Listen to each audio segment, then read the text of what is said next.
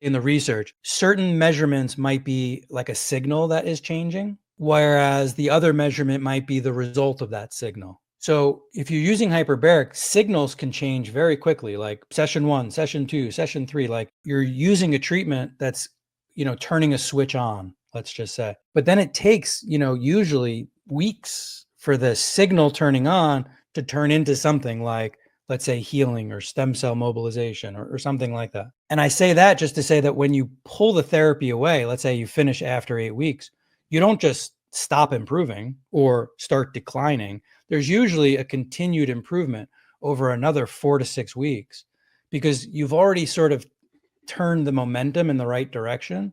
And so now we're just removing the therapy, but that momentum will continually build. And so usually you'll still see some improvement. And then from there, it's like, just to give you some examples, if you were injured and you healed and you're like, I'm done, you don't necessarily need anymore. You could just use it for a period of time, heal, and be finished. For something like autoimmune, let's just say, well, this doesn't cure your disease. So if you do this protocol and you see great improvement, well, you're probably going to want to find a maintenance dose that keeps you in that place, right? So if the reason you're using it has a beginning and an end, your protocol probably has a beginning and an end.